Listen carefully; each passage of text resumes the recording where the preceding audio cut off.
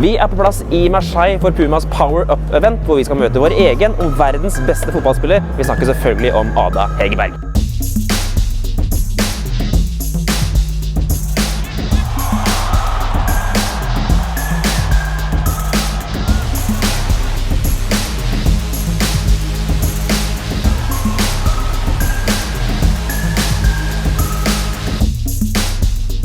Da vi der, Ada. Yes.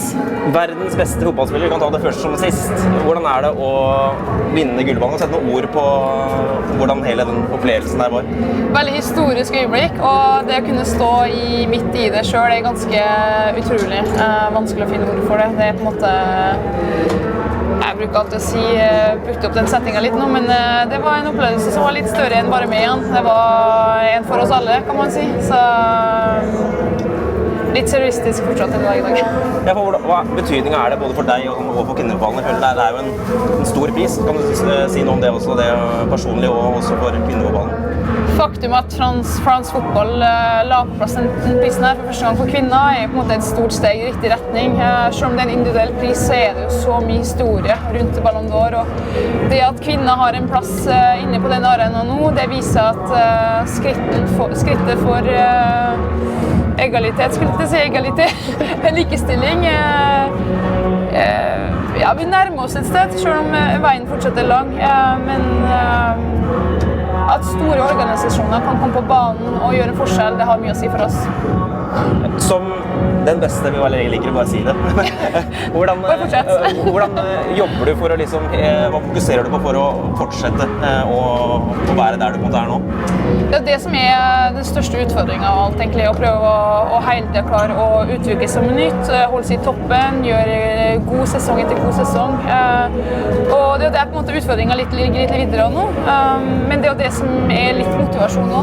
Jeg vet veldig tydelig hva jeg trenger å jobbe med videre. Så det kreves veldig mye analyse egentlig. Hele tiden, etter hver trening, gjøre det som skal til for å bli bedre på det jeg ønsker. Går I den retningen jeg ønsker. Det noen setbacks? Ok, hvorfor det det? Hva man gjør for å komme seg videre? Så det veldig mye analyse, og det gjør jeg ikke bare alene heller. Det jo mange folk som der og hjelper med. Så det fortsatt mye å jobbe på, håper jeg. Hva vil du si ditt beste tips til alle de der ute som har lyst til å komme dit du I dag?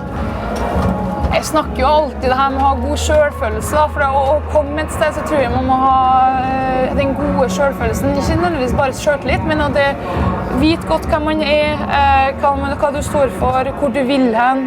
Og på veien så trenger du mennesker som du stoler på, som kan støtte deg. Og så knallhardt arbeid. Det arbeid. Det repetisjon med kvalitet. Det det som har gjort meg til den spilleren jeg I dag. Beskriv Ada Hegerberg med ett ord på banen. Fryktløs. Og beskriv Ada Hegerberg med ett ord utenfor banen. Omtenksom. To gode ting det. Ja, fryktløs omtenksom. Det liksom litt assosiasjoner. Men likevel ganske, det solid. Kan du si litt om ritualer? Har du noen spesielle ting før trening, kamp? Ja. Jeg veldig lite, hva kaller man det, superstitious. Veldig lite det. Jeg bare følger de samme rutinene som jeg har gjort I alle år, og det handler egentlig veldig mye visualisering. Være forberedt på situasjoner som kan oppstå. Være forberedt på at hvis situasjonen oppstår og det går feil, hvordan tenker man da videre, for det kan oppstå veldig ofte. Og så det samme vanlige. Drikke mye vann, forberede seg fysisk og mentalt. Det være toppstand. Hvordan ser en typisk dag ut for deg her I Lyon? Eller nå I Marseille, men I Lyon? Ja, opp tidlig, vanligvis 7:30, 7:15. Og så det frokost på klubben, trener vi I lag, spiser lunsj, har eventuelt møte, eventuelt en andre trening med laget. Hvis ikke så legger jeg inn de ekstra øktene jeg trenger selv, enten på klubben eller I gymmen der jeg bor. Så alt ettersom hva jeg trenger denne uka. Og så det egentlig å leve for å hvile til neste trening. Det et ganske enkelt, lite glamorøst liv, men det sånn som at det for å alltid være topp skjerpet til neste. Hva gjør du når du ikke ikke spiller fotball? Det er veldig mye institusjon og trening, men når du skal koble helt av, hva gjør du da? Ja, da er jeg avhengig av å koble helt av, for jeg kan bli veldig lei av meg selv hvis jeg hele tiden skal tenke på meg selv og fotball, og hele tiden være i en boble, så jeg er veldig avhengig av å komme ut av den. Det å bo i byen hjelper. Allerede når jeg drar fra treningsanlegget, så har jeg lagt litt jobben til side, og fotball til side, og når jeg kommer hjem da, så kan jeg liksom slappe av. Så det går mye bøker, lager mat, henger med litt folk på laget, tar en kaffe i byen, så snakker med venner og familie. Dagene går fort, så det høres ut som et veldig simpelt liv, og det er det egentlig kanskje også. Men det er sånn det funker. Du har opplevd mye allerede, fortsatt ung på fotballen. Er det noen spillere og personer som har betydd ekstra mye for deg, og som du tenker har sørget for at du er den du er i dag, og du har opplevd det du har gjort til nå? Ja, det er jo uten tvil mamma og pappa som har vært utrolig sterke skikkelser i mitt liv, og som har all æren for at jeg har fått det til dagen nesten. Jeg har en bror, en søster som er like støttende. Jeg har veldig tett forhold til Andrine. Og litt sånn apparat rundt også. Det er alt fra managere, Halvor som passer på, til agentene mine. Men også Cecilie Ystenes, som er en mentaltrener som jeg jobber trutt med. Det er på en måte det som teamet består av den dag i dag. Men jeg må selvfølgelig si kjæresten min, eller forloveden min, Thomas, som har en mest sentrale posisjon, sånn sett. Beste kompis og kjæreste på en gang, liksom. Så det er egentlig dem som er den største støttespillerne mine.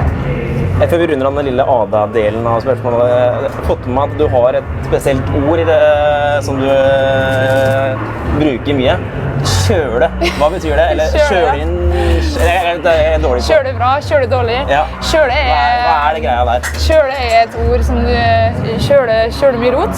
Hva skal jeg si? Nå, pardon.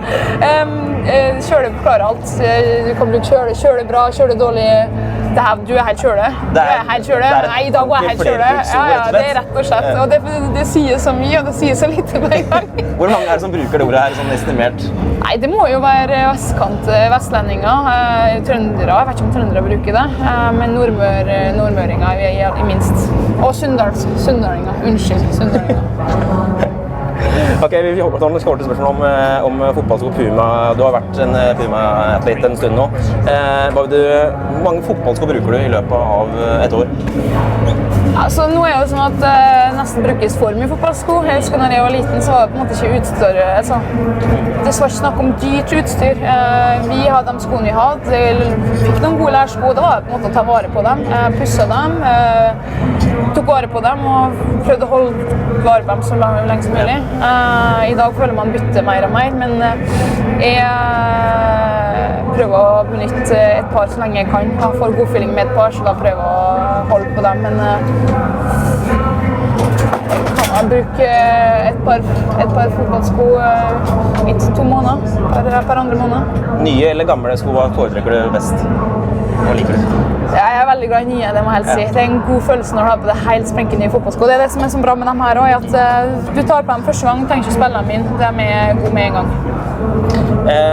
Og du har spilt i skinnsko. Hva er det som er spesielt godt med skinnsko? Du har jo ikke hatt veldig historikk for å spille med syntetiske sko, eller nittsko, som vi også kaller det. Hva er det med Ada og skinnsko? Skinnsko har jeg alltid spilt med, og det er på en måte skinn som er det ting. Det har det vært med hele tiden. Og det er egentlig det jeg prøver å holde på så lenge som mulig, så jeg er litt sånn tøff med gutta her og at jeg vil ha skinnsko. Men det er feeling du får på dem. Og de passer etter foten, rett og slett. Vi hadde en liten konkurranse med noen av følgerne som kunne sende inn spørsmål til deg, Ada. Og så har vi valgt ut 3 stykker. Så kan du scrolle kjapt der, så kan du se hvilke spørsmål du liker best, og så kan du velge det du synes er best, og så svare på det. Så kan du lese høyt etter og ferdig, så bare lese gjennom kjapt de 3. Ok, jeg synes den i midten er veldig fin. Hvordan klarer du alltid å være sulten på suksess, selv etter å oppnå det meste? Og det er et veldig godt spørsmål. Det går ikke an bare å si ja, men sulten etter å vinne, men Du må hele tiden klare å dra ut ny motivasjon, ny inspirasjon. Og min motivasjon er rett og slett at jeg vil gjøre det meste ut av min karriere. Da. Og klare å nå så maks som jeg kan. Jeg har alltid sagt at karrieren er kort, og det har jeg innsett mer og mer. Så jeg prøver å nyte og likevel levere knallhardt på høyt nivå. Det er på en måte det som er motivasjonen. Men å vinne, det er veldig artig, så du blir veldig sulten på det. Vi har fem kjappe her. Du svarer enten eller. Du kjenner til det. Netflix eller Champions League? Champions League. Norsk taco eller fransk krepp? Norsk taco. Brasseskåring eller hat-trick? Hat-trick. Instagram eller Snapchat? Instagram. Hva er for øvrig lengste streaken du har på Snap? Jeg har ikke en streak på Snap. Jeg skjønner ikke hva det er engang. Det er kun Insta som gjelder. Ja. Og helt til slutt da, Sunndalsøra eller Lyon? Skal gjøre det vanskelig. Jeg velger begge to. Ja, Kjør det bra. Det skal være Très bien. Kjør det bien.